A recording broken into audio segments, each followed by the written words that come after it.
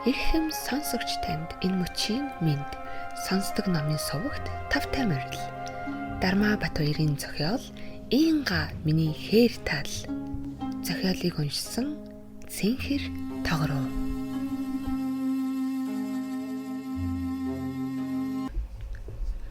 Болчмороор наадахгүй. Анар өдөр ирэх тусам тайван болж, амгалан тайван болох тусмаа хон хариулах дуртай болж байлаа. Хээр хөдөө малын бэлчээрд гарч алсыг ширтэн орчлон хорвоог эргэцүүлэн суухан түүнд таатай.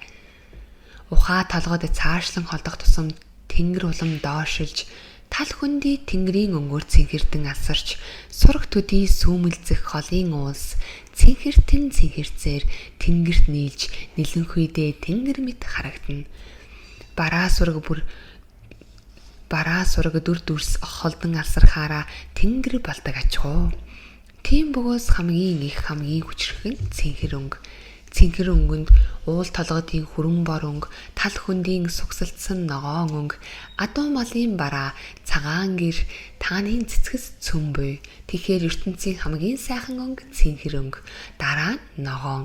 Эхлээд ногоон байж болох. Гэхдээ л цэнхэр. Ногооны дараа Ингагийн инээмсэглэл мэт цагаан өнгө.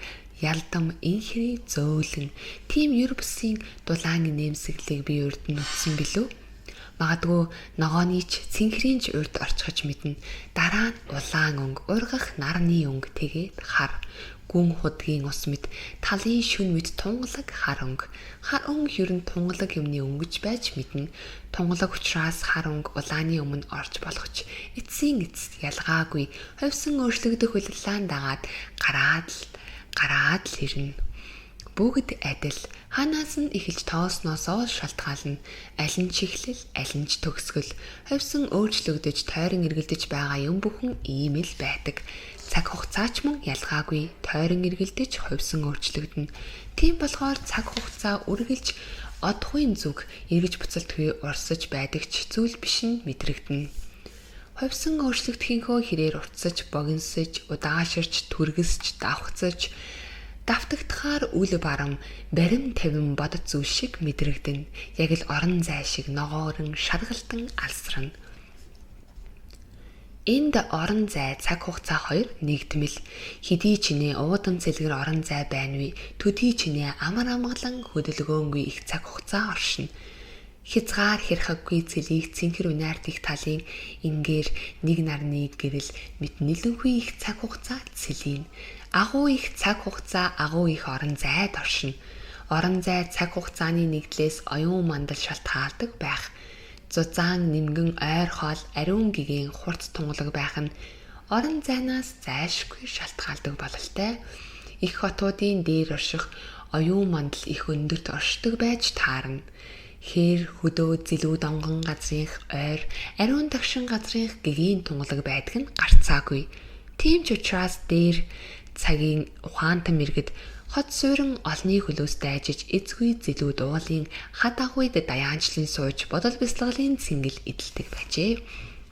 Миний ийхүү суугаа маанч бас л нэгэн төрөл цэнгэл, хань хариулах маанч нэгэн төрөл бясалгал, цагийн тэнүүнд малын бэлчээр тэр хөдөө ганцаар суун орчлон ертөнцийн элдв явдал мөрийг бодон бясалгаж явдгаас л энэ хар өгөд уучуу тайван ухаалаг гэрхаа байгаа юм. Тэд ухаантай мэрэгэн болох гэж бясалгадаг нь мэдээж бодох бясалгах бол цэнгэл өөр таатай учраас л хүн ингэж дэвэн дэлхийн юм бодоод байгаа юм. Өөр таатай бүхэн цэнгэл таатай учраас би энэ болчмруудын нисэж буух, үзэгдэж харагдахгүй шижмээр тэнгэрт дүүжилж гисэн юм шиг агаар тогтон дэрвэлзэх бяцхан дуун гаргаж ирэхийг л хараад суугаад байгаа юм. Энэ ч мөн гэхдээ болчмор хараацайнаас өөр огт ондоон юун хараацай.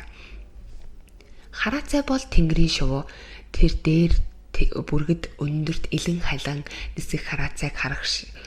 Тэр дээр бүргэдийн өндөрт илэн халан нисэх хараацайг харах шиг сайхан юм хаа байхав. Бүргэд их өндөрт ганцаар нисэж яваа нь харагддаг л да. Гэхдээ хараацай шиг тоглон нааддаггүй. тэртээ дээр үзэгдэхтэй үгүйтэй л байгаа л байна. Гидсэн амтэн шиг анир чимээгүй тэрүүхэндээ тогтцоход ямар нэгэн юмыг алсаас ажаад тандаад байгаа мэт нэг л хачин таатай биш харагддаг. Гэтэл хараацай мөн тэртээ дээр гарсан хэрний тоглож л харагддагсан. Илэн халин дээш доош шумбан дэрвэн нисэх нь ямар гоё гэж санана. Хотын байшингуудын дээвэр дээгүүр хоош урагш дээш доош хоорондоо уралдах мэт нисэн гүйлдэг нь яг хүүхэд мэт. Иинга яг тэгж гүйдэг юм. Өчигдөр орой гадуур идээшилж байсан хонь хотлоолох гэж явахдаа уралдах уу гэд төрүүлээ цугтаачихсан. Би иингаг гүйцэтгэл байсан. Даанч би тэгхийг хүсээгүй. Иингатай хөөцөлдөн тоглох надад сайхан. Иинга эргэж харан инээд алдан яг л хараацай шиг тэгтэн. Би түүний хойноос хараацай нэгээ хөөн нисдэг шиг хөөнгүй. Хөөцөлдөх хүүхдүүдийн хэлээр гоё. Хайр дурлал бол хөөцөлдөн, хайр дурлал бол хараацай нислэг. Иинга бол хараацай, түүнд хараацайд байдаг шиг газрын бус цэвэр цэмцгэр төрөх хараацайд л байдаг хүүхдийн шиг хөгжилтэй гинэн хонгор айл цөм бий. Харин болчмортой төстэй юм түүнд үгүй мэт. Үгүй мэт байгаа нь хараацайтай төстэй байгаа даач байж мэднэ. Хараацай дээшлэн ниссээр заримдаа харагдахгүй болчихдогсон. Сэтгэл санааны минь хил хязгаараас даваад явчих шиг болдогсон. Төдөлгөө гараад ирэхэд нь баярлагдагсан. Хараацай нислэгийг харах тусмаа би хараацайн биед ойртон улаан шаргал гил хар өнгө хосолсон өд сүдэнд нь гар хүргэж цахлаа цагаан цээжийг нь илж үзгсэн гэж хүсдэг юм. Болохгүй л дээ. Бүх онгон зэрлэг амьтад биднийг тодорхой зайд л ойртуулдаг. Хэдий чиний онгон зэрлэг байх тусмаа төдий чиний холоос үргэн дайждаг. Шувуудч мөн ялгаагүй ойртуулж болох хэл хязгаараас нь нэг алхам дотгош алхахад л дэрхийнэс ч алга болно. Шувуунд ойртож байгаа алхам бол нисэх боломж руу бидний алхаж байгаа алхам. Чаддагсан бол нисэнгүйт нь дагаж нисээд тэнгэрт гарчих бол даанч тэгэх боломж хүнд байхгүй. Тэгээд ч би нисгсэн гэж боддоггүй юм. Магадгүй хүн шуу шиг нисдэгсэн бол тэнгэрийн хүсэх хүсэл нь байхгүй болчих чинь билүү? Тэгвэл би эргчлөө хүсэх хүслээ хаанаас олох вэ? Анар тэнгэр ширтэн байснаа гарцаа доош булган хонь руугаа харав. Хонь салхи өөдөө явж нилээд холджээ. Анар босч ойролцоохон идээшилж байсан морой барьж унан хонь руугаа салхи татуулан давхилаа. Нэг юмны олон тал. Хонь шүн үргээд байх боллоо гэд талин өвгөн авдарны хөндөөгөөс илгэн ууттай юм гаргаж ирсэн нь морин хуур байлаа. Сүү саамаа хөхөртэй хийж байсан иинга алаг дайханаас үргэсэн юм болов уу гэхтэн талин өвгөн алаг даахаач биш баха. Хотон дотор нүх байхгүй байна лээ. Тэгээд юунаас үргэсэн юм бол ганц нэг ямаа өдөр ямар нэг юмнаас цочсноосоо болоод зүүрмэглэхээрээ цочиж босч тавихад бусдыгаа үргээд цочоогоод байгаа байхаа. Хуураар аргадаад үзье гэд анарт хандан явган санал аваад гараад ирээ гэв. Ингээд хуураа 2 гардан бариад гэрээс гарав.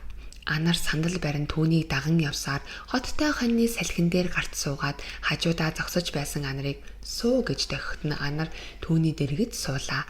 Талин өвгөн ямар нэгэн аялахууг сонсогдохын төдий дарж эхэлснээ зугуух нар чангалан хөнгөнүүллээ. Ойролцоо хонь ямаа аниртан чагнаснаа хуурын аялахууг чангарамагт зарим нь босч гайхсан янзтай тэдэн тийш харан зогсно. Хуурын аялгау улам чангарч олон арван мортон бичигнэлтэн давхиж айсуу мэд улам төгшүүртэй болоход хэвтэж байсан бүх хонь ямаа босч хаашаа ч мөргөн давхих гэж бөмбөд болов. Одоо хуурын аялгуунаас ямар нэгэн огцом чимээ гарахтал хонь өргөн хуйларч хаашаа ч юм давхин отоход бэлэн аж. Хуурын аялгуун дах мордын төвөргөн салхи хэсгэрээд намдах мэт нэг ойртон нэг холдон хөнгөнөн. Хонд тайвширч буй бололтой төрүүчээсээ зарим нь хөвтөж эхлэв.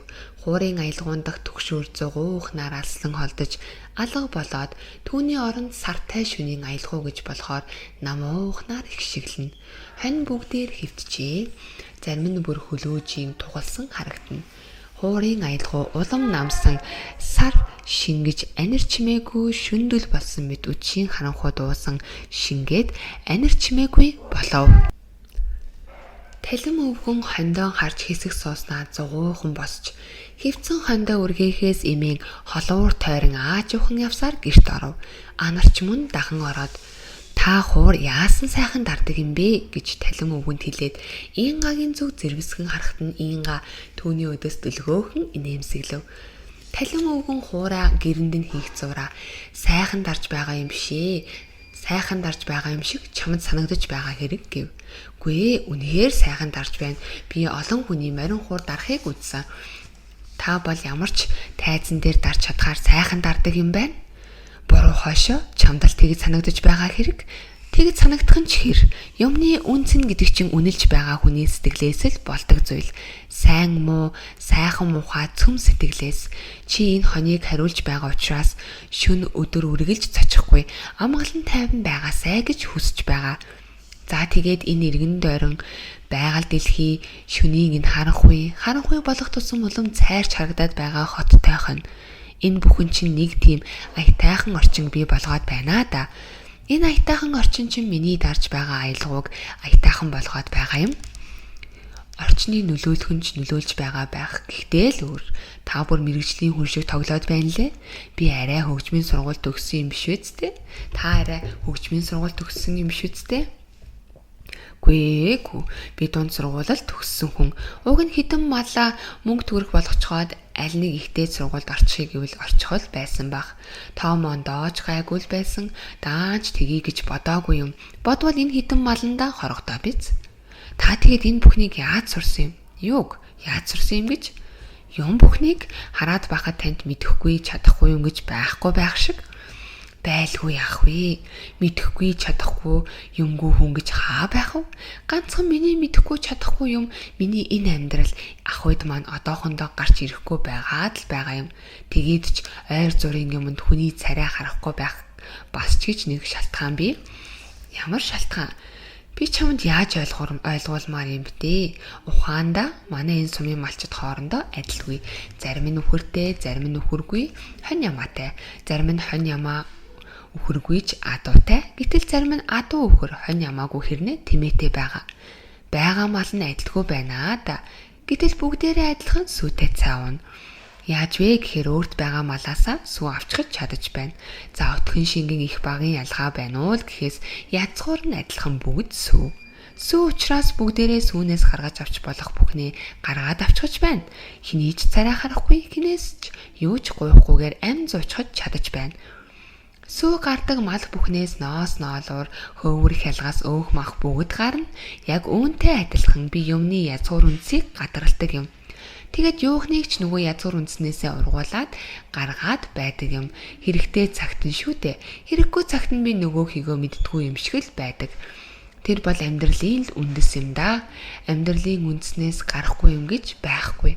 Бүгд тэндээс ундрахтай. Тэгэхээр юм бүхний үндэс язгуур болсон юмд суралцах гэж байх нэ дээ. Мэдээж хин таныг сургасан юм. Заавал нэр дурдах хэрэгтэй гэвэл эцэг минь дурдагдах байх та. Миний эцэг сүрхий хүн байж удам залгасан язгууртны хүүхэд байсан болоод хар багаасаа язгууртны хүмүүжлэр хүмүүжсэн хүн юм. Язгууртны хүмүүжил баячуулын хүмүүжлээс өөр шүү дээ. Манай эцэг л гэхэд элдв шуналгүй хүн байсан. Хар нэлхаасаа тийм байсан юм гинлээ аргач үгүй биз. Орчин ахуй хүмүүжлэн тийм юм чинь яаж шунал байх вэ? Шунлын чинь үүсгэл эд юм. Хоол ундны дутагдал хомсдол шүү дээ. Хар нэлхаасаа югаарч дутагдaltaгүй өссөн хүн чинь олдсныгаа цааш нь хийчихийг зуршил суухгүй шүү дээ. Идэх, уух, өмсөх, зуух юмс үргэлж чи мөнхөд байж л байдаг юм. Байж л байна гэд түн санаа зовхгүй. Тэгэхээр амьдралынхан зориг амь зуулга биш. Эрдэм ном болоод явчихнаа да. Хэдэн үеэрээ эрдэм ном хөөцөлдсөн улс чинь юмны үндсэнд хүрчэл таарна шүү дээ. Манай язгууртнууд тэр дундаа алтан ургийнхан айхтар улс байсан шиг байгаа юм. Манай эцгэл гэхэд юмыг нэг их заад сургаад байдаггүй хэрнээ тойруу замаар сургаад сурах юмаа зөвлүүлээд байдаг хүн байсан.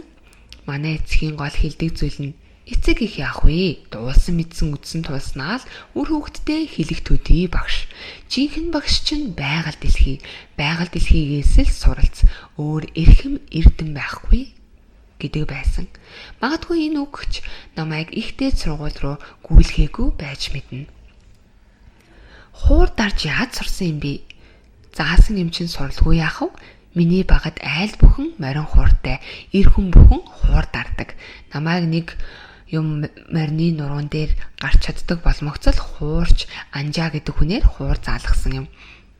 Хонь мал үргэлээ гэд хуур дарж байхыг би үзээч үгүй, дуулаач үгүй юм байна. Энэ их эртний заншлуу. Бүү мэд. Эрт цагт ингэж байсан юм уу, үгүй юм уу би мэдэхгүй. Аавт нь ингэдэг байсан уу? Үгүй, миний л мэдэх ингэж байгаагүй санагдана. Ингэдэг гэж та хүнээс дуулсан юм уу? Үгүй. Тэгээд яагаад ингэж байгаа юм? Ингүүл болчих байхал гэж бодсон хэрэг. Эн чинь нөгөө ботгоогосон ингэнд хуурдан сэтгэлийг нь уяраадаг шиг уйрааж байгаа юм уу? Уярсан уу, ухаарсан уу бүү мэд. Юутэйч ингээд нэг хуурдчихаар шүн үргээд байхаа болчихтгол юм. Эхлээд сэрээж босгоод түгшэн сандруулж байгаа дараа нь тайвшруулж байгаатай надад сонин санагдсан шүү. Ухааруулж байгаа хэрэгөө. Аминда ухааруулж байгаа санаатай юм. Мал адгуу сандтыг тэнэг гэж бодож өрөөсөө болохгүй. Мал ухаантай. Ухаантайдаа яг хүн шиг биш. Малын ухаан өөр. Мал юмд их амархан дасдаг амтан. Түгшүүртэй чимээ шуугаанд дасгаж байгаа хэрэг. Хүн ч ялгаагүй дассан сурснаасаа айдаггүй. Маргааш хуурдаадах бол эхлээд хуурдахад үргээд босоод ирдэг байснаа ч болно. Нөгөөдөр хуурдвал хуурын аялгаа бүр тоохоо болно. Ямар нэгэн дуу чимээнээс үргэсэн гэж та яаж мэдсэн юм бэ? Та ажил байгаа хэрэг. Таахаас өөр мих бидэнд ямар байх виш. Идээшид сурсан бэлчээртэй явсан мал дуу чимээнээс л зодсон байх нь гарцаагүй. Манай малын бэлчээрт мал үргээчхэр сэгзэм байхгүй гэдгийг би мэдэж байна. Тэгэхээр дуу чимээнээс үргэж цацсан байх нь гарцаагүй. Гарцаагүй тийм байж гэдгийг ч мал харуулж байна. Дуу чимээнээс цочоогүй бол хуурын татлагаар хийсэн үргээлхэнд үргэж босохгүй байх байсан. Тэгэхээр гарцаагүйгээд яриагаан тусхав. Анар гадаа гарлаа. Одод хэдийнэ тэнгэрт түгжээ. Шагаан хүүрнэл. Хоньны ээлж таараагүй энэ өдөр анар гэрт өнжив. Талим өвгөн тэмээнийхээ хойноос морджээ. Анар дуран барин гарч ийш тийш элдэв 9 жорын юм дурандаж байгаад гэрт орвол ээзгийн буцалхан галын өмнө сууж байсан Инга түүний орж ирэх чимээнээр давхийн орхисон шагаагаа хумгийн атгаад анарын өөдөөс дүрсгүйжиж байгаад баригдсан хөвгчиг эрхлэнгүй жумалзав. Анар орж ирэнгүүтээ шагаагаар мэргэлж байхыг нь харсан хэдий ч түүнтэй тоглох санаа төрж дэрэгдэн очин. Чи юу нуугаад байгаа юм? Гэхэд юу ч нуугаагүй. Гарч чинь юу байгаа юм? Юу ч байхгүй. Тийм бивэ гэд Анар түүнийг гартаа атгасныг үзэх гэж Инга үзүүлэхгүй гэснээс үүдэн хоёул хөхрөлдөн ноцолтов. Тоглоомондоо улаарсан Анар түүнийг дарж авахад Инга сандарсан янзтай бошуухан шагаа атгсан гараа тэнэлгэв. Анар мдээгүй хүн болон "Өө, шагаа чи мэргэлж байсан байх шүү дээ. Чи юу мэргэлв?" "Нэг юм." "Ямар юм?" "Нууц." Энэ үг Анарт нэг их таатай биш сонсогдчихэ. Нууцоо гэд дуугүй болсон Анарын үгийн өнгийг анзаарсан Инга "Хожим би чамд хэлэнцгээд гинт нэгэн зүйлс сансан мэт тийм би чамд нэг сони юм амсуулъя" гэд буцалгаж байсан ээзгийнхээсээ аяганд хийж түүн дээрээ шинэ өрөм тавиад хутгаад идтээ гэд Анарт өгөв. Анар түүнийг нь авч хутхан холиод амтархан идэв. Инга "Гоё байна уу?" гэж асуугаад түүний өдөөс харав. "Сайхан юм. Эмээ минь надад ингэж өгдөг байсан юм." "Чи эмээтэй юу?" "Байхгүй, ээжж байхгүй." "Ээж чинь хизээ байхгүй болсон юм?" "Намайг их сургуульд ордог жил өвд болсон" гэд Анар санаа алдснаа. "Одоо 5-6 жил болж байна. Би чи ээжийнхээ ачийг багч гисэн хариулж чадаагүй өөдгөө хүн байгаа юм. Тэр л миний сэтгэлийг байнга зовоож байдаг юм. Би ч гэсэн эмээгийнхээ ачийг хариулж чадаагүй л явна. Дээр нь бас ээж, аав, тэгээд өвөө. Тэгээд бас дээр нь төөмөө гэж манай нутгийн нэг сайхан өвгөн байсан. Тэр байна. Намайг жаахан байхад надад жигтэйхэн гой чулуун тоглоом олж авчирч өгдөг байсан юм. Хаа байсан өртөө шахуу газраас чулуу өртлөө давхиад ирнэ гэдэг сайхан сэтгэл шүү. Би ямар их баярлдаг байсан гэж санана. Одоо хүртэл би мартдаггүй юм. Том болж байгаад нэг их тус болно гэж боддогсон. Гэтэл намайг 10 дугаар ангид байхад гинэт өөд болчихлоо гэж дуулддаг байгаа. Яаж тус болж чадсан юм байхгүй. Тэгээд л өнгөрөө харамсалтай байгаа биз? Харамсалтайгаар барах уу? Хүн ер нь юмыг дандаа өнгөрсөн хойно сандаг гэдэг үнэн юм байна.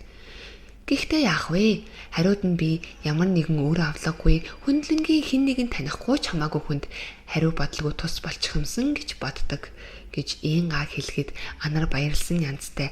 Ямар сони юм бэ? Би ч бас тэгж боддог байсан. Яг над чиг үү? Хүүхэд байхдаа би юу гэж боддог байсан гээ? Ямар нэгэн ажлыг хэндэж харагдахгүйгээр байж байгаад нууцаар хийчихэд сүлд нь хэн энийг хийчих вэ гэдэл гайхацгаан хийсэн эцдийг нь ирээд олохгүй байхыг нь харгасан гэж боддог байсан юм. Харамсалтай нь мөн л түүнээ хийж чадаагүй. Харамсах юу байх вэ? Хизээ нэгэн цагт л хийчихгүй юу? Хамгийн гол нь мартчил болохгүй. Тийм шүү. Харамсалтай нь би түүнээ огт мартчихсан байснаа сая чамаа хэлэхээр санаж байгаа юм. Дахиад л чи харамсаад унлаа. Ямар юмдаа харамсдیں۔ Би харамсах юмд чи алах шүү дээ. Хизээч хийж болох үйл тийм биз дээ. Тийм ч тийм л дээ. Гэхдээ яг тэр үед нь хийсэн бол одоо хийхээс хамаагүй илүү хийх шүү дээ. Одоо бол тэгж чадах ч юм уу, үгүй ч юм уу. Чадахгүй яах юм бэ? Хоёулаа илбээд л хийчихье. Нэр нү? Нэр. Тэгвэл ч би багынхаа нэг ч гэсэн хүслийг биелүүлж чадах нь. Чаднаа гэснээ Инга дуугүй болж төр бодлогошин сууснаа гинэт. Би чамаас нэг юм асуух уу? Гэв. Тэг. Харин чи яг үнний хэлээрээ битгий нуугаарай.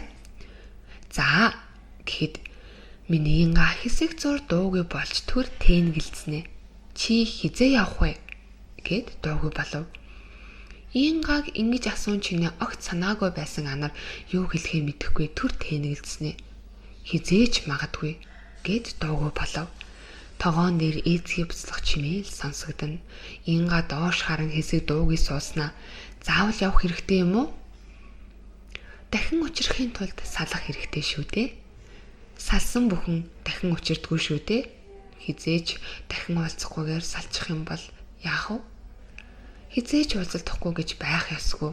Уулзахын тулд салж байгаа учраас зайлшгүй уулзна. Гагцгүй уулзна гэдэгтэй л итгэлтэй, хязгааргүй итгэх хэрэгтэй. Би тэгж чадахгүй байхаа. Чаднаа. Хүсвэл заавал чадна. Юм болцолгүй шүү дээ. Салчихвал уулзахгүй ч юм бэлөө. Нэг уулзсан дээрээ салахгүй байх нь дээргүй юу? Учирлал мэднэ. Салах учиртай бол салахгүй гэд байсан ч сална шүү дээ. Бид бол учрахын хувь тавилангаар уулзсан гэж би боддог. Нэгэнд учрахын хувь тавилан байгаа юм чинь хичнээн салсан эргээд л уулзна. Энэ бол бид хоёроос л шалтгааллах зүйл. Уулзнаа гэж итгэвэл уулзна. Бүх юм чи бид хоёрын хүсэл эрмэлзлээс шалтгаална. Мэдхгүй, мэдэх шаардлагагүй юмаач би мэдэх гээд байгаач байж магадгүй гээд Инга дуугүй доош харан сууж байснаа гэнэт толгоо өргөн зөрүү харж явхад чинь чиний өргөвчин юмыг чинь бэлдээд хийчихнэ. Чи намайг хизээ явна гэдгийг яаж мэдэж бэлтгэх юм бэ? Багцаалнаа. Би явхад та нарт хэлэхгүй. Яагаад гэвэл би их өдүүлж угтуулах дургүй тэгээд ч төдийд өдийд явна гэхээр айгүй бол та нар мах шүүл ааруул хуруу тэгээд бөөн юм болно гэхэд нь Инга өөр зураа битүүхэн санаа алдснаа. Тийм ээ, тэрэн дээр надтай ч агаад ч битгий хэлээрээ. Чимээгүй л яваад өгөөрэй. Тэгхийг бодноо гэд Анар дуугүй болов. Хин дахиад дуугарсангүй. Чингтэл Инга гинэт ботго орооцолдвоо гэд ухасхийн босч гүйн гарлаа. Дэми юм хэлээд гомдоочихлоо гэсэн бодол Анар төрж юмыг яаж мэдгүй вэ гэд хэлж байгаа юм. Түүнээс би явна гэж бодсондоо хэлж байгаа юм биш гэж хэлж болох байсан шүү дээ гэж бодон гол нь харлах шиг. Тэгтэл бас ер нь явхал юм чинь эртхэн хэлж байсан нь дээр гэж өөрийгөө зөвтгсөн бас нэгэн бодол төрнө. Эцгүй гэрт гав ганцаараа суух түүнд тун эвгүй санагдан гадаа гарлаа. Хамгийн түрүүнд түүний нүдэнд ботгонууд дээр очичихсан. Цаашаа харан зогсож байгаа Инга тосов. Анар Ингаг наашаа харах болов гэж хүлээсэн янзтай түүний зүг харан хэсэг зогсов. Инга эргэж харсангүй. Анар шон руу очиж мориндоо мордон хандсан зүгтэн алхуулав. Харлаг морь эзнийхээ сэтгэлийн төрхийг мэдсэн юм шиг толгой хандсан зүгт намуухан алхлав. Хаашаа явах нь анарт ямар ч ялгаагүй аж. Инга юу мэргэлсэн юм бол яагаад надаас түүнээ нуух болов гэсэн өнөөх мартагдсан бодол түүнд дахин орж ирэв. Ингаг нууц гэж хэлэнгүүт нь түүнд анх энэ бодол төрсөн аж. Юун тухай мэргэлснээ яагаад надаас нууж байгаа юм бол сэтгэлдээ хүлээсэн хүнтэй юм болов уу? Тэгээд тэрнээсээ болоод намайг биедээ ойртуулахгүй байгаа байх. Тийм бол надад хэлмээр юм. Хэрэг тийм бол яагаад намайг гэртээ байлгаад байгаа юм бол тэр хүнийхээ чихэнд хүрчихнэ гэж бодох шүү дээ. Ер нь ингэхэд Ингагийн хувьд би юу юм бэ? Нэг дэрэлдэггүй, нэгэн хүнжилт унтдаггүй болохоор ир нөхөр нь лав биш. Тэгэхээр би ер нь хэн болж таарна. Таарч байна. Би ер нь яах гэж эднийд ирсэн юм. Инга надад сэтгэлгүй учраас л бидний харилцаа ийм байгаа юм. Тийм учраас явхан дээр ямар нэгэн бүсгүй амтан бодож сэтгэлийн өмөлхөд зогсож эрдэм номын мөр хөөх минь бүгд хуурамч. Надад сэтгэлтэй байсан бол битгий яваач гэж чин сэтгэлээсээ гуйх байсан шүү дээ. Хэллгүй яваад өгөөрэй гэдэг чинь явал гэсэн үг гэж бодож явснаа гинэт чүү химээ мориндоо мороо даврын ухаангүй юм шиг давхилаа. Намар айсвэ. Хонд тархан идээшилж эхэллээ. Нэг хэсэгтээ энэ хавьдаа тогтох бололтой. Моримын цолбоороо чирэн урагш нэгэн хоёрын алхлан ногоо хатсан. Уг нь чөдөрлүүлж баттай л да. Гэхдээ яах вэ? Сул идүүлвэл арай тааваараа идээшлэх болов уу гэж бодсон юм. Гинэт ямар нэгэн юмнаас өрөвөл сул эмчин гөлөм дэрвүүлэн гүвээ даван одвол явгарахгүй ч явган нилээн л гүйж байж мориндоо хүрэх хэрэг гарна л да. Гэхдээ яах вэ? Морим нь эзгүйхээр намайг хаяад явчихгүй гэдэгт итгэсэн хэрэг. Итгэлийг минь даах биз. Адуу ухаантай амтан хүнээс илүү итгэл тааж байж итгэл байх. Одоондоо итгэл алдуулагч юм алгал байна. Тэгээж тэр үргэх нөхцөлийн гинэт хизээж ирээ билээ. Энэ анир амгалан талд юу ч байх билээ. Одоогоор лав эндээс ингэчих болов уу, тэндээс тэгчих болов уу гэсэн юм үзэгдэхгүй байна. Иргэн тойрон үзэгдэх бараа сонсогдох чимээгүй анир амгалан. Урд өмнөхөөсөө бүрч анир чимээгүй дүнсгэр болчихсон юм шиг. Ямар нэгэн битүү зүн совин анирдах мэт. Талим өвгөний хилдэг юм болов уу? Хэд хоногийн өмнө тамхиа татан онгорхоо өвдөр алсыг ширтэн суух зураа. Намар айсвэ гэж өрдөө чимшиг, өрөөлт чимшиг үг унган суусан тэр нь байх. Өвс ногооны дээгүүр шар туяа татчихсан юм шиг санагдана. Өвгөнийг хэлэхээс өмнө би яагаад энийг ажигласангүй вэ? Эсвэл санаад агаад байна уу? Анир бодсон бодлоо шалгах гэсэн мэт эргэн тойрноо нүд гүйлгэн харав. Хонд нь бутарсан шагаа шиг тархан налайж, унаж яваа морин ногоо хадсан урагшлна. Гинтэл үргээ давхичгүйсэн бол тайван л байна гэж бодно. Дээш харан тэнгэр ширтэн хөвдөд мал үргэх юм тэнгэрдч алгадаа гэж бодон хөвтөж байтал мөнөөх гинэт нь гэв гинэт хүрээд ирдэг байгаа. Золтой айл басан харайсангүй. Юу гэвэл өчигдөр талим өвгөнийд буугаад мордсон нутгийн хоёр залуугийн нэг болох Ингагийн өөдөөс увайгүй ширтэн элдв марцсан өвс өгүүлээд байсан тэр намхан пагдгар хар залуу тэднийд ирчихсэн байгаа юм биш байгаа.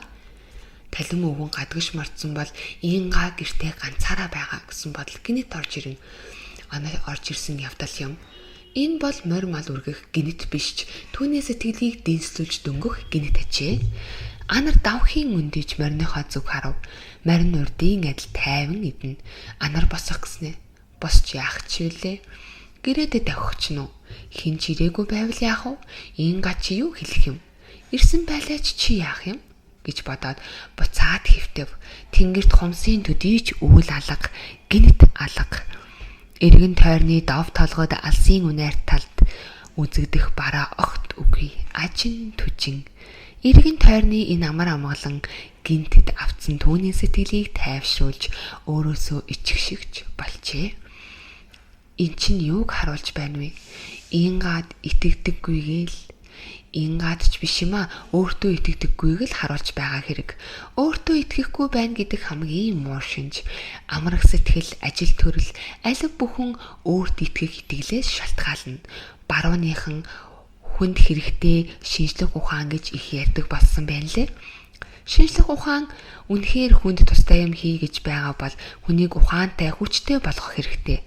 Ухаантай, хүчтэй болчих бол байгалаас авдаг биш, байгальд өгдөг хүмүүс бий болно. Уул ус, мод чулуу, ан амьтан бүтээгчид бий болно. Ингэсэн цагт байгаль дэлхийгээс сүйтгэдэг, багаж хэрэгсэл хийхээс хэтэрдэггүй байгаа аргаасаа ангижрах болно. Хүнийг ухаантай, хүчтэй, тэнхээтэй болгохын тулд юуны өмнө хүмүүсийг өөрт нь итгэдэг болгох хэрэгтэй. Энэ тал руу л би ажиллах ёстой юм байна. Төсөөхөө ерөнхий чигийг энэ руу хандуулах хэрэгтэй юм байна да гихчлэн бод чивсэн анар өөрийн ирэхгүй өндийн босч эхлээд морой дараа нь хонио харав. Бүгд түрүүчийн адил тайван идээшлэх ажээ. Хондийнх нь толгойн хэсэг бүр наашаа эргэх хянцтай болчихсон харагдав. Сонин юм аа. Улам цаашаа өвс ногооны соргоор үздэгдэггүй өөртөөхөө хүслийг татчихдаг байх нь. Өнөөдрийн бэлчээрийнх нь хязгаар тэр байх нь. Аль эсвэл талим өвгний намайг анх хон хариулахад хэлсэн хонь чин чамайг хариулнаа гэдг нь юм болов уу? Эсвэл уржигдэр үгийн далим дунагсан малыг хариулах нь гол биш хайрлах нь гол гэдэг болж байгаа хэрэгүү? Малаа хайрлна гэдэг чинь илж таалж өвс зулгааж гараасаа тижээхийг хэлдэггүй юм. Ямар ч зодод манайх малаан тижээж яваагүй, өхүүлжиж яваагүй. Малыг тижээн гэдэг малын ухааныг мохооно гэсэн үг. Малаа хайрлна гэдэг бол малдаа чин үнэн сэтгэлээсээ хандна гэсэн үг. Яг л их хүн шиг. Мал бол хүүхэд. Хүүхэд ихийнхээ дэргэд байхдаа огт айдаггүй. Түүнтэй яг адил мал чинь чамайг миний эзэн миний өмгөөлөн хамгаалагч гэж мэдвэл чиний барааг хараад л тайвширчихна. Тэр байтугай чамайг нэг газар суучихсан байхад чинь чамайг тойрч идээд л налаагаад л байх вэ гэдэг юм болов уу? Аль нь юм бол магадгүй мөнөөх хон чин чамайг хариулнаа гэдг нь ч байж мэднэ. Гинтийн бодол орж ирэхэд хонио хайчхаад ийнгаа дээр давхиад очие гэсэн бодол төрөө төрсөн шүү. Эн чинь ястай л хонь намайг хариулж байгаа нь байх нь байна шүү дээ. Зөвхөн өнөөдрийн энэч биш, эртээр ам цангаж байх шиг санагдахаар нь худаг руу давхиж очичоод усуучгаад хүрээд ирээ гэж бодсон хэр хонио хаяад өөр тийшээ давхиад явчихж зүрхлээгүй. Тэгэхээр намайг ийш тийш нь явуулчихгүй хариулж байгаа юм чинь хонь. Хонь намайг хариулж байна. Хэрвээ хонь намайг хариулаагүй бол мордоо давхиж шахсан шүү. Тэгсэн бол яана ийнгааг л дахиад гомдоочих нь. Харин ч ийнгаа гомдлаа гэд зангаа хувирахчихгүй. Хүүхэд чиг дорхноо мартчихад юу ч болоогүй юм шиг инээж хөхрөөд эргэлж тоглоод л явах юм. Ямар сайхан цайлган цагаан сэтгэл вэ? Яаж хийж байгаад ийнгааг гомдоочихгүй байж байгаад явчих юмсан? Иннээс л сэрэмжлэх хэрэгтэй. Түүнээс тэр нутгийн залуусаас сэргийлэх барих гэдэг миний бодох зүйл биш. Миний бодох зүйл бол ийнгаад итгэх. Ийнгаад итгэнэ гэдэг чинь өөртөө итгэнэ гэсэн үг гэж бодсноо. Дахиад л хонь руугаа, морь руугаа харав. Морь нь хуучин байрнаасаа холдох шинжгүй трэхэндээ идээшиж байгаа харагдана. Хонь нь харин бүгд эргэсэн төдийгүй нилээд наашилжээ. Энэ анир амгалан их талд юу ч гинэт буй болохгүй, юу ч гинэт сонсогдохгүй. Бүгд алсын бараатай ирнэ. Алсын бараатай одно. Гинэт энд байдаггүй учраас бүх юм зүн совингоор дамжин ирнэ. Сэтгэл санаанд аль хэдийн ирчихсэн юмс биетэй бодтойгоор 2-3 магадгүй сарын дараа ч ирж мэднэ. Тухайн хүний мэдрэмжийн хүч чадлаас л болдог байх нь. Ухаандаа яг одоо ийнгаа намайг бодож байгаа юм шиг надад санагдаж байна. Эн чинь ийнгаа үнэхээр намайг одоо бодож байгаа учраас л надад тэгж санагдаж байгаа юм. Одоо ноос л би нийгэм зүн савингоо мэдэрч эхэлж байх шиг байна. Эн чинь энэ хээр тал, энэ гүй толгодын л аж. Ерөөс байгаль дэлхийтэй харилцах хүн амтан мод ургамлын харилцаа бол зөвхөн зүн савин. Байгальд зүн савингоос ондоо хэл байхгүй.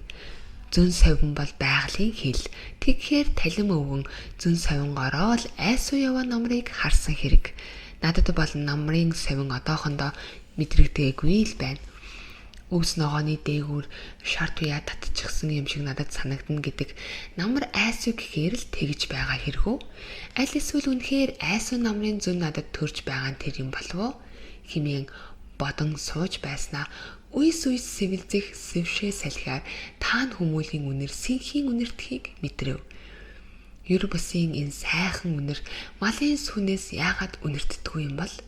Сүү гэдэг их амьтны үрээ хайрлсан хайр шин болоод тэрв. Гэтэл тэр сүнд чинь өвс ногоо ус унд нар салхи оролцсон л байгаа. Ихийн сүү гэдэг яах аргагүй хайрын шим.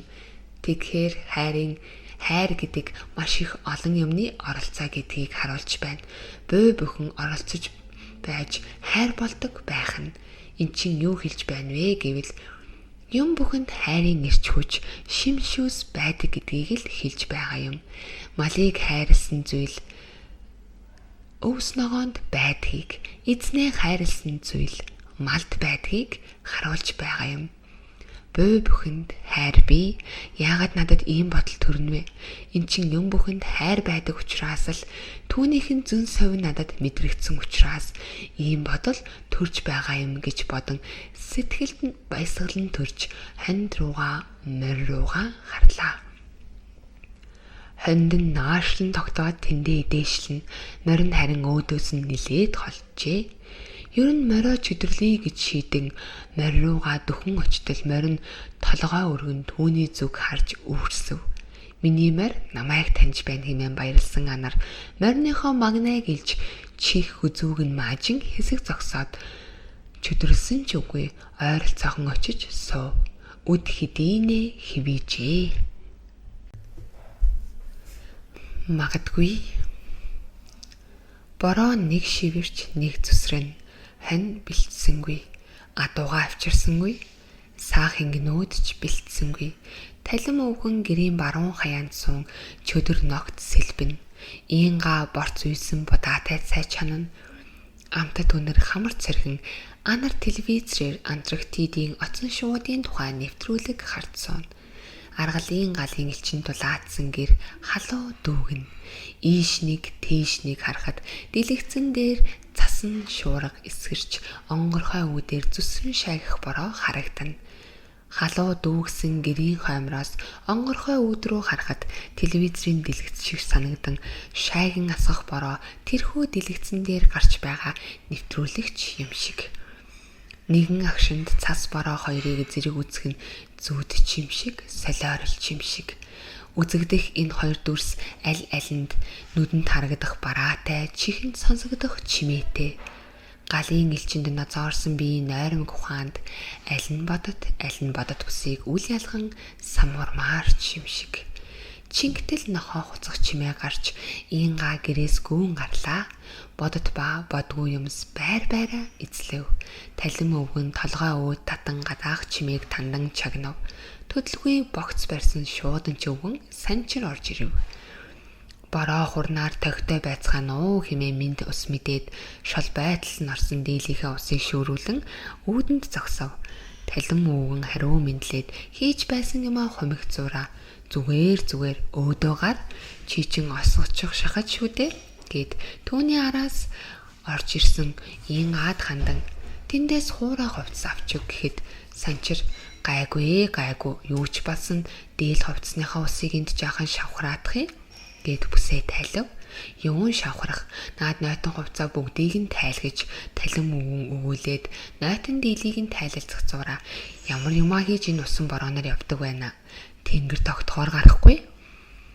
Болохгүй л дээ. Хүн хард ирсэн захиа занаа байна. Дараа хүрэхгүй бол хоног хугацаатай юм байвал яана. Тэгээд ч бороо тэгсгээд тогтчих болов уу гэж бас бодоод. Би чинь чичрээд байна. Голт чинь хүүт орчихож гэхэд иинга халуун цай балгуулах уу гэв. Талим өвгөн хуурай дээлэр санчир өвгөнийг хулдан баруун хойноо аваачиж суулгаад одоохондоо халуун цай иргүй. Чи харин идэ амсуулаадах гэж хэлчихэд орныхоо хөндийгөөс тэмээний шир болвоо гэмээр ширээр битүү ширэлсэн дашмагтай юм гаргаж ирэн түүнээс сэгсэрч үзээд хоймортой ансан мөнгөн аяг аваад өгөө. Гэхдээ нийнга эргэнийг дэрэгдэх жижиг авдрыг уудлан дотроос нь аяг авч өгөв.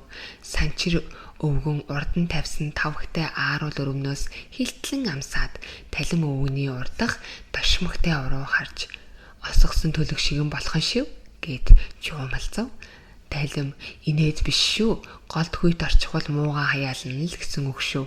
Өнөө маргааштай мэддэхгүй ч аз хэдтэй нэг л өдөр өвчин болоод л гараад ирнэ гэд дашмагтайгаасаа аяглаад санчирт барив. Санчир өвгөн түүнийг ихэд эрхэмлэн ясрахгоор хоёр гардан авч балгаад нүүр өрчөөлгөн "Гүй эн чинь ямар гэчийн догшин хайрхан бэ? Спирт үдэ?" Биш шимийн арх. Шимийн арайч үгүй байлгүй.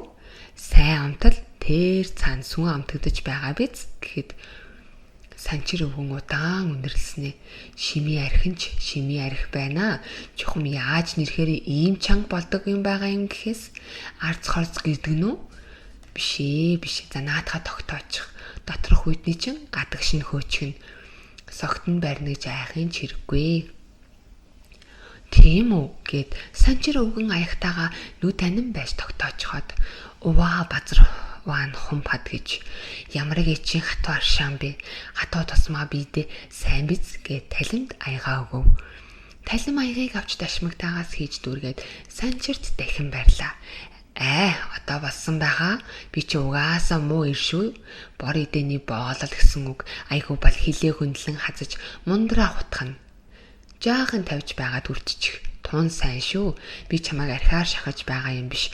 Аршаан хүртэж байгаа юм. Бууж марцсан амтан бүхэндэж аягалаад байдаг идэ бишээ.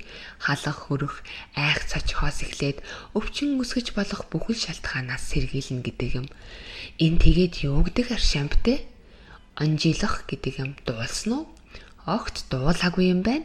Юугаар хийдэг аршаан бэ? Сүүгээр шимийн арх шиг үү? Жинхэнэ шимийн арх гэдэг чинь энэ шүү дээ. Монголчууд энэ идээг хийж чадхаа болоод дор хаяад 100 гаруй он болсон биз? Миний багад манайх хийдэг байсан юм. Жорн их өөр. Одоо бол сүүгээ хөхөр юм уу сав торхонд хийж жаахан гашилгаж хоормгорхуу юм болохоор нь л нэрээд л халуунаар шахав уучгаж байна. Аргач үгүй биз дээ. Анжилах гэдэг чинь өнөөдрийн энэ Чингис гэж орилдоод байгаа тэр үеийн монголчуудын ухаантай, хүчтэй, тэнхээтэй байсных нь нэг нууц нь юм гинлээ. Манайхан л болсон хань гадныхан тавиад туучхаа биз? Бид ямар алдаж ханах биш. Гадныханд ч бишээ. Он цагт алдчихгүй юу? Аш тавьдээ он цагт алдсан нь их юм. Гадныханд алдчихсан бол үдэд мис болоод эргээд биднийхээ хоолой дээр тавигдана шүү дээ. Бас ч гэж болоогүй байна. Юмд учир их бий. Цаг цагаараа байдаггүй гэдэг биз дээ. Тал талаас ирж байгаа энэ давлгаануудыг чинь хооронд нь мөргүүлчих нэг ухаан бий. Ирсэн юм буцдаг хойно буцхыг нь хүлээх гимгүй сайхан аргач гэж бас бий. Биднийг нэг хөдөө хөхөрч гадаа ганцсан мал дагаж мах идэхээс өөр ухаангүй тэнгүүд гэж бодоод байх шиг байгаа юм. Зүгээр тэнэг гэж бодох тусмаа бидэнд сайн. Тэнэг хүнд чинь тэнэг ухаан гэж байна да. Хамгийн гол нь муу амлаж, муухай царайлан хүчээ дэмий барч болохгүй. Тэсвэр тээхэн хүлээх хэрэгтэй. Монголын цаг ирнэ. Хамгийн чухал нь тэр цагт л амьд байх хэрэгтэй. Амьд байхад чухал нэг зүйл чинь энэ. Одоо наадхаа тогтоочих. За. Шим жуугаад бүх биеэрээ тараачих. Хайста. Энэ чамд энэ насанд чинь хэрэг болно.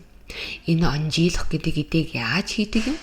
Чи үнэхээр хий гэж бодож байна уу? Зүгээр сонирхож асууж байна уу? Хүчрэх юм бол хиймээр л байна. Лутаршаа юм.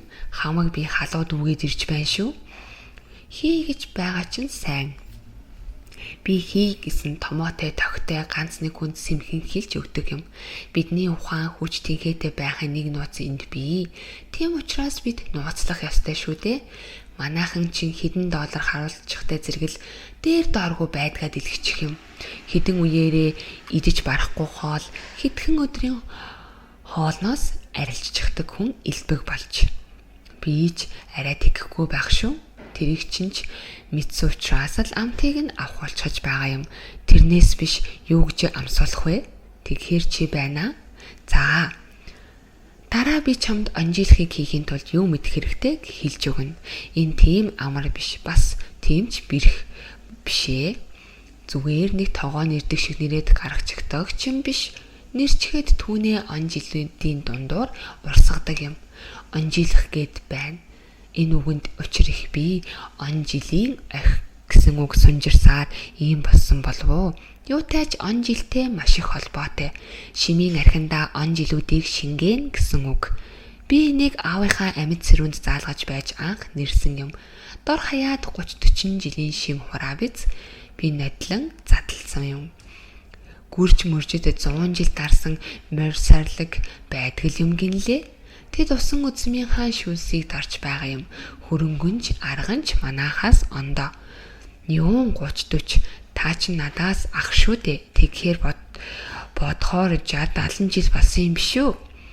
70 орчим жилийн шин байгаа биз? Мөн ч лутид байна шүү. Тэгэлгүй яах вэ? Он цагаас илүү хүчтэй юм хаа байх вэ? Манай монголчууд 100 наслаж 6 дагаад хаягт тулаарэ. Урт наслаж удаан жаргаарэ гэдэг шүү дээ. Тэр чин он жилүүдийн огшимээр өөрийгөө бүтээ гэсэн үг биз дээ. Залуу нас байвал уулыг өргөж усыг эргүүлнэ гэж их ярьдаг. Тийм болоод л их баггүй хэвшчихсэн. Нэр нь л тийм гэд итгэчихсэн.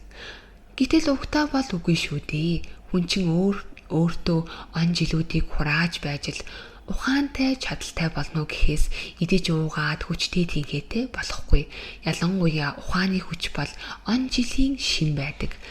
Алив нэг юм 2 ч юм уу 5-10хан зүйлээс бүтдэггүй. Ухаан, хүч, тэнхээ гэдэг маш олон юмны охи. Жишээ гэхэд энэ архи байна. Маш олон юмны огшим нийлж бүрдсэн идэ. Дээр нь ямар зүсний мал, ямар улиралд, ямар өвс ногоо идсэн малын сүг юунд яаж хэрхэн эсгэж, хэрхэн яаж нэрсэн бэ гэдэг хүртэл орно. Энэ идээнд ордоггүй юм байдаггүй. Харанхуй хүртэл оролцсон. Хэдэн жил нар салхи үзүүлэхгүй байх. Бүгд учиртай. Яг энэ идээг бүтээдэг шиг хүн өөрийгөө бүтээх учиртай. Зөв явсан хүн хөгшрөх тусмаа ухаантай, тэнхээтэй болдог. Манай аав 100 хол гаргаад "Заа да би ч одоо буцъя да. Үеийнхэн маань ч үгүй боллоо. Хэлсэн ярьсныг маань ч ойлгох хүнгүй болох нь яар шиг зүгээр буцах минь. Орчлон хорвоод өөр хийх ажил мундсан биш" гэж хэлээд тэгээд л хадан гэртээ харьцаж байгаа юм. Үгүй бас их өндөр наслжээ. Би ч 80 гаргаад л яваад өглөө гэж бодсон шүү. Одоогийн хүмүүс эд мөнгө хураахыг л бодохоос нас буян хураахыг ямар бодох биш дээ. Аавын урт наслсны нууц энэ идээнд байгаа юм. Залуудаа хийсэн идээ минь байгаа юм гээд нэг дашмагтай архинаас байн хүртдэгсэн. 80 гараад л хэрэгэлсэн байх. Яг дуусгаад л өөд болсон шүү. Тааруулжээ. Дээр үеийн улс ирэх буцах өгөх авахаа сайн тааруулдаг байж дээ. Хар зөнөг өгөх гэхээр чинь л саналаа. Алив хүмүн тэр богц аваад өгөө. Чамд нэг захиа ирсэн байна билээ. Уг нь би тэрийг чамд авчиж өгөх л гэж наашаас шогссон юм гэхэд ийн гатуунд богцыг нь авч өгөв. Санчир өвгөн дотроос нэг захиа гаргаж ийн гад өгөв. Ийн гад захиаг авч хаягийг нь харснаа. Чамд ирж гээд анарлуу сарвайв. Тийм байна уу? Хаалтан дотор бас нэг өөр нэр байсан юм даанч гэж санчир гүйлв. Анар захидлыг авч задлан үзвэл төсвийн чинь хөрөнгө батлагдсан. Хурдан ирж ажилдаа ор. Багш чамд яаралтай хэл дуулга гэсэн юм. Цэнгэл гэсэн байв. Хоёр үгний яриач дээвэр дээр шижигнэх борооч түүнд үл сонсогдно. Ямар сайхан юм бэ хэмээн бодоод захианаас харцаа салган толгоо татахта ингагийн харцтай мөргөлдчихв. Нөгөө төсөл маань батлагдчихж гэж хэлэх гэснээ болчихов. Инга гадралсан янзтай харж байлаа. Салхины урсгал. Энэ өдөр хоньны бэлчээрт анар морио сул тавиад тэнгэр ширтэн тэрийн хөвдсөнгүй.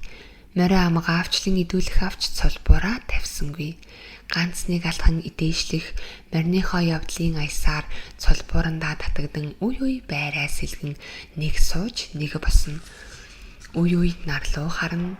Ганц нэг болчмор нисч буух авч урдын адил түүний нисхийг дагуулan харж тэнгэрт нэг гарч газарт нэг буусангүй.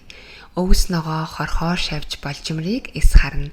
Заримдаа морьныхоо цолбуураас барин алсын цэнхэр үнээрт дүнайрын харагдах их талын зүг харан зогсох авч талыг харж буй бус тал руу харц тусгам бодол бодох аж. Үд хэвийн мэгц баруун урдаасаа салхилж эхлэв. Тэрбээр салхи өөдөө харан зогсоод нэгэн цагт би салхи хөдлөхийг хүлээн салхи хөдлөвөл бүх юм хөдлөн хэмээн бодож байсансан. Хүнгэгч амтэн салхийг сүрэн явах ёстой атлаа. Ямагт салхинд туугдсан хаа хурч хэрхэн яаж тогтхоо мэдэхгүй дэгдэж яваа хамхуул шиг явах юм да. Салхи сүрч амьдрахсан яалтай ч юм блэ. Юутай ч салхи хөдөлжээ хэмээн бодон зогссноо. Төдөлгүй өглөөнөөс ээрэн байгаа мөнөөх бодолдоо дахиад л эерэгдэв. Салхи хөдөлснөөс хойш боломж хүчээ авч байх мэт. Ийхүү босон сум бодолдоо эерэгдэн байсаар өдрийг барж оройн наран баруунаа гудайх үед хонио дээшлүүлэн туусаар гэрийн дэргэд авчирч хаад уяан дээр очин мориноосоо буугаад морио уях зураа Ингагийн зүг харав. Инга инг сааж харагдана. Анар харлаг мориныхоо магнайг илж чиг хүзүүг нь илнэ. Харлаг морь та таяа маажуулна.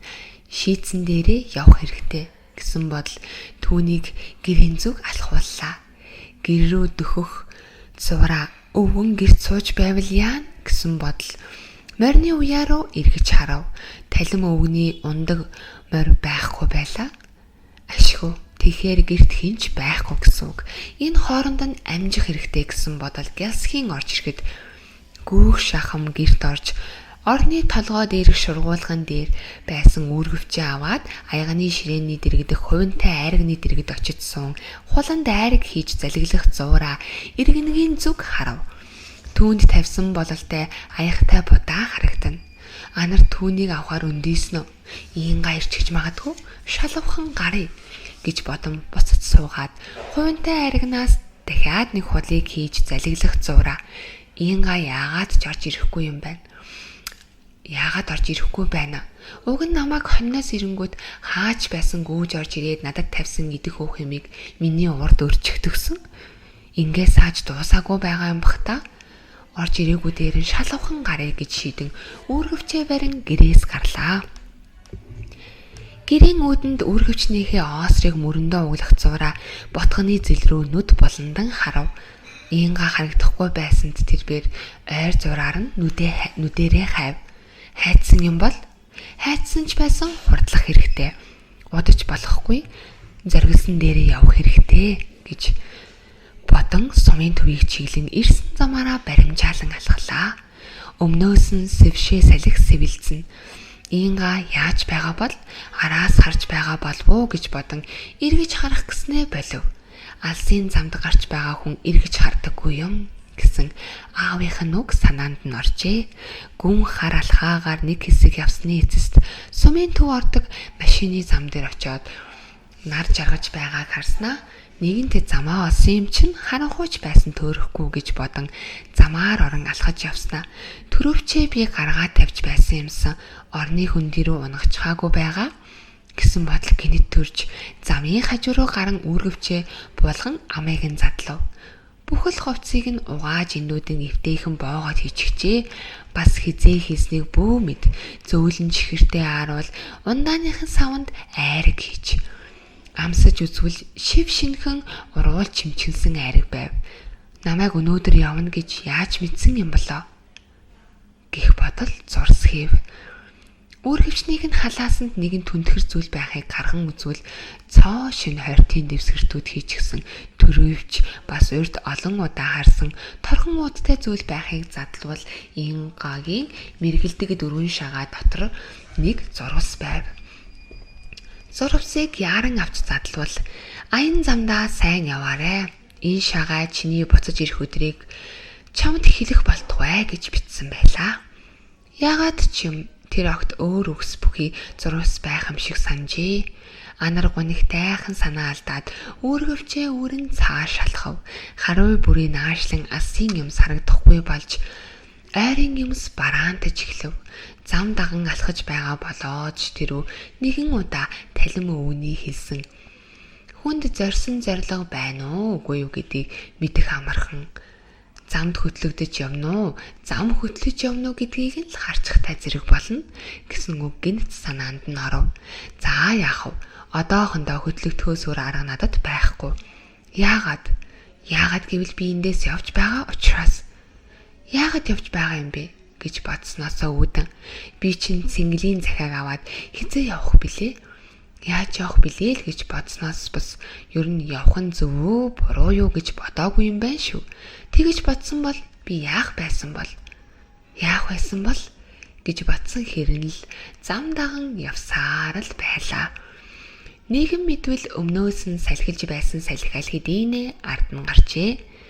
Ингээд салхинд тугдаж эхэлвэ гэсэн бодол төрөв.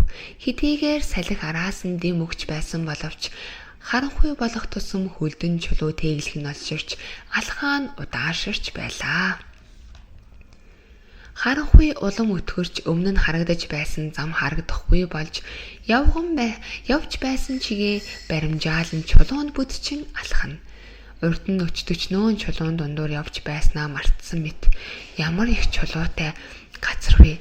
Ирэхдээ би ийм их чулуун газраар явлаа гэсэн бодол бүдчин алхана. Одоо тэрээр хаашаа явж байгаа хийгээд зөв рүүгээ явж эсбөө эсэх нь огт хамаагүй мэт болжээ. Гагцхүү эргэн тойрныг битүү хутсан энийг түнэр харанхуйг л нэвтлэн гарах гэсэн шиг явж байлаа. Чингтэл гинэт адуу янцгаах дуу сонстов. Анар давхийн эргэж хараад зогсов. Харанхуугаас өөр юу ч эс харагдана. Хэсэг зуур чимээ чагнан зогсдол айралцаахнаас адуу янцгаах тодоос тод сонсогдлоо.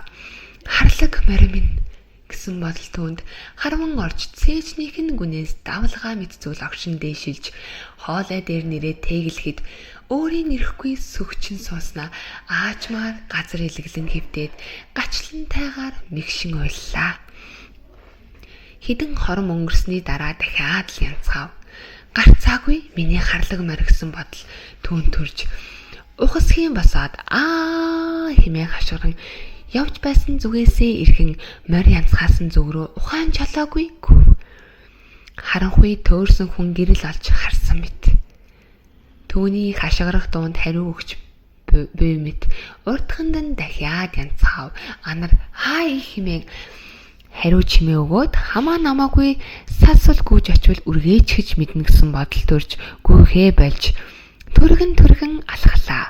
Төдөлгүй морь түргэх сонсогдож түүний өөдөөс хоёр бараан юм сүтгэнэн ойртов. Үргээчихвээ гэсэн бодол нь улам лавширч алхаагаа улам удаашруулан дөхөв. Яа харахгүй хоёр адуу товор алхлан ойртно.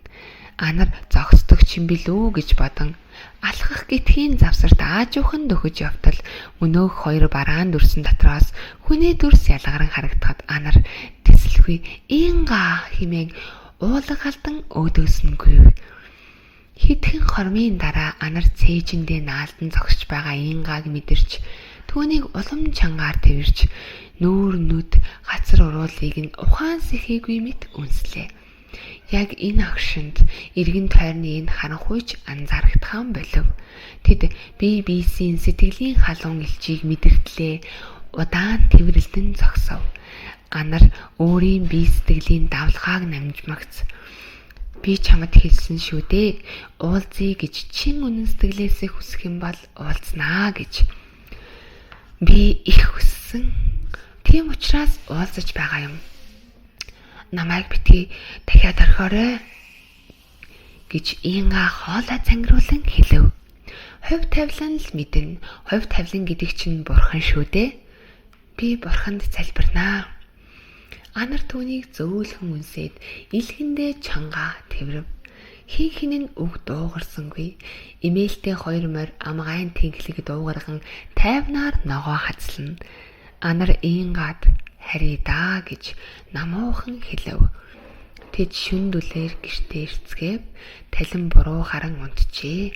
Анар харанхуйд хувцаан тайлан орондоо ороод Ерөвсийн анир чимээгүй нөмөрхийг мэдэрч энэ анир чимээгүй мэдрэх тусмаа ямар нэгэн анир хүсч байгаа шиг буй бүхэл мэдрэмжээрээ анирдан чагантал ингагийн хувцаа тайлах үл мэдэх чимээ сонстон буй бүхэл сэрэл мэдрэмжийг нь хөдөлгөв.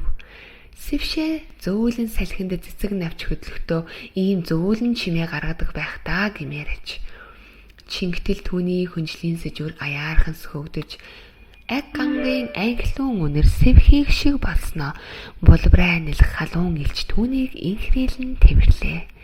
Давлгаа тайгаа учрахад үйл олон мөнгөн загас сүлжилтэн наадаж хос хараацай тэнгэр өд дүүлэн гарч бисийг хөөцөлдөн тоглоно.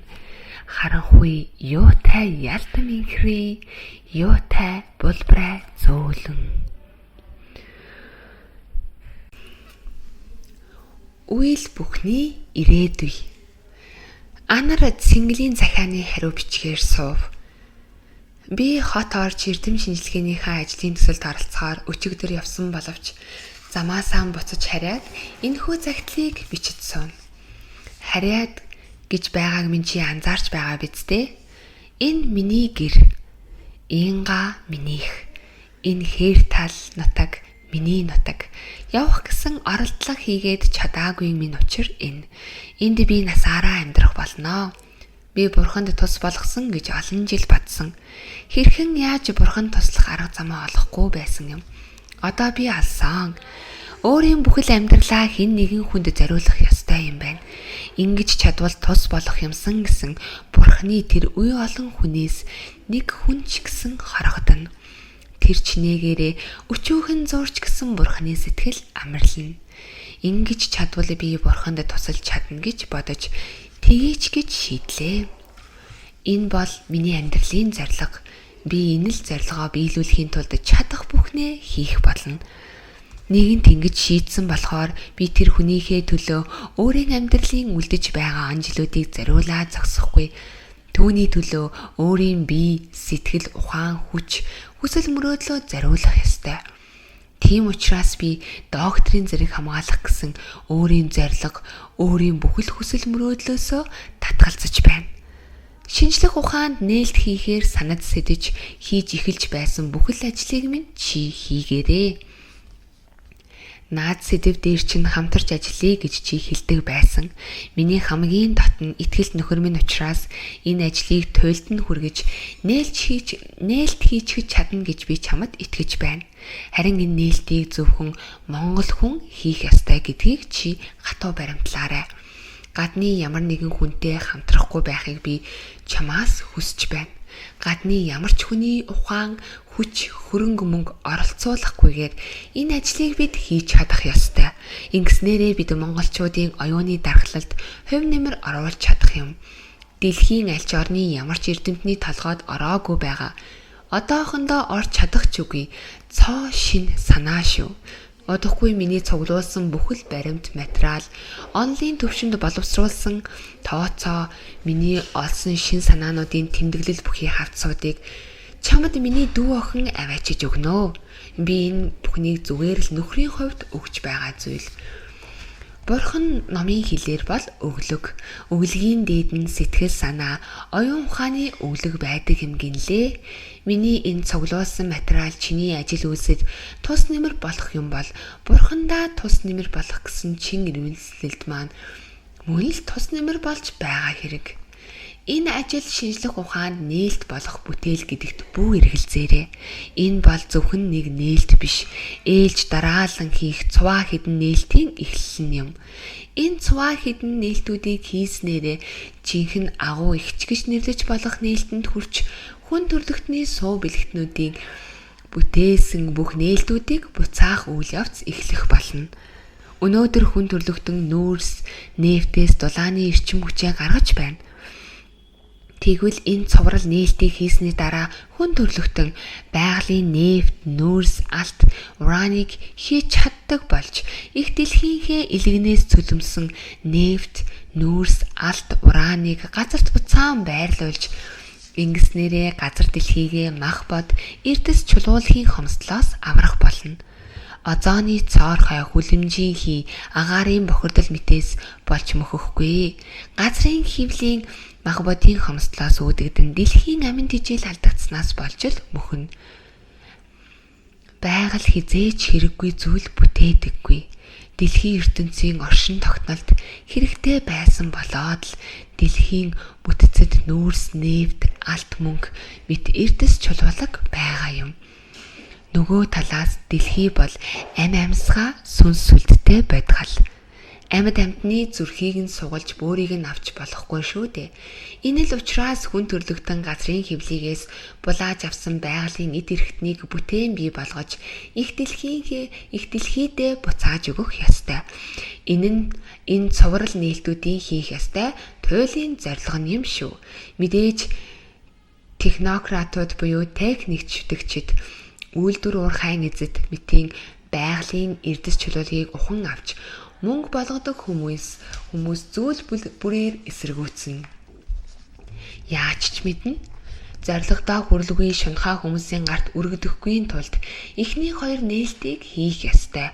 Тийм учраас эцсийн нээлт хийсний эцэст бүх цуврал нээлтүүд нийлж байж туйлын зорилгоо биелүүлэхээр тооцоологдсон юм шүү.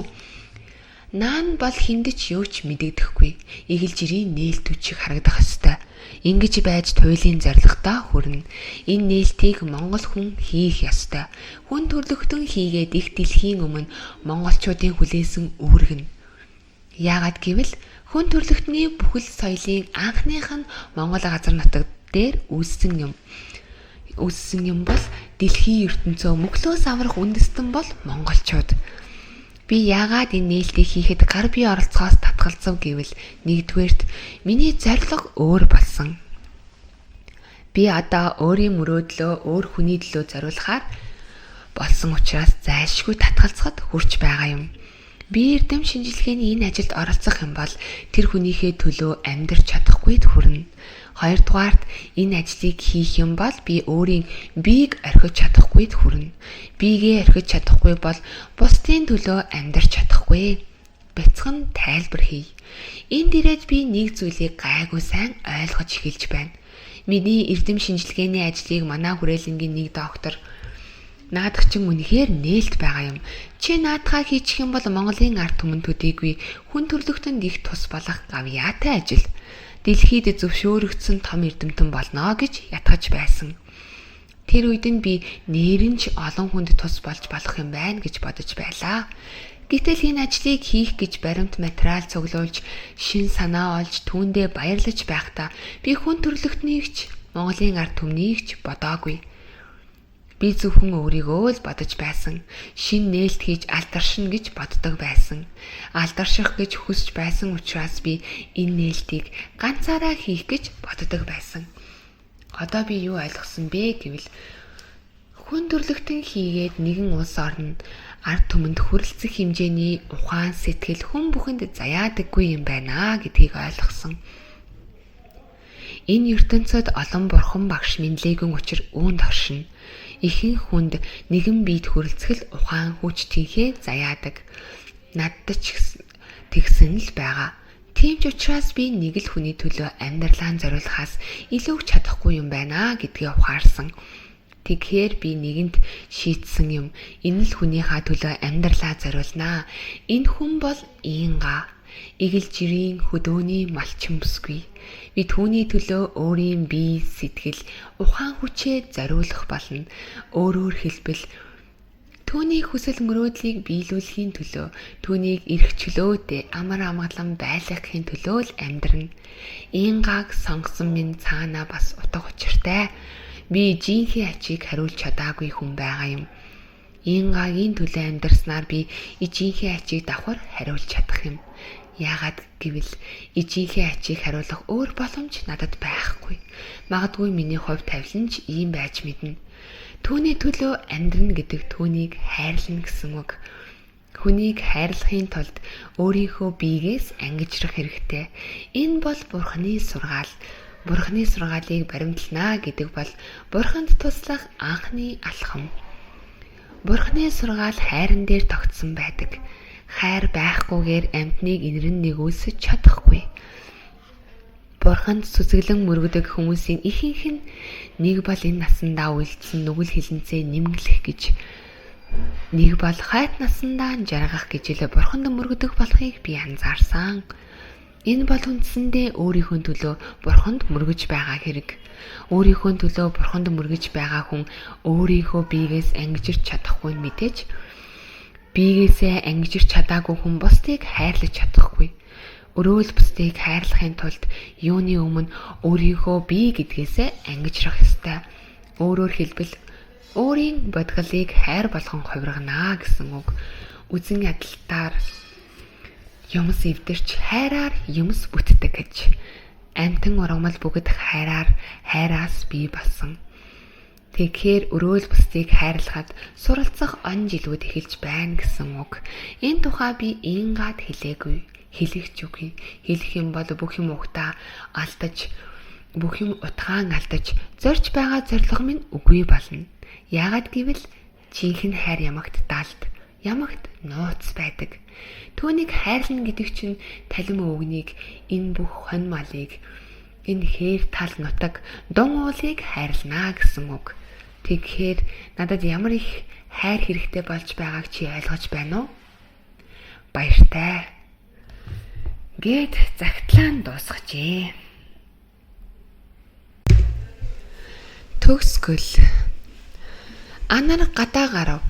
Хоньны хот морины уяа гүүнзэл гэр бараагаа нүд гүйлхэн харахтаа хэд хоногийн өмнө ин гата ярьсан яриагаа санав. Эндээс нүүмээр л санагдаад байна.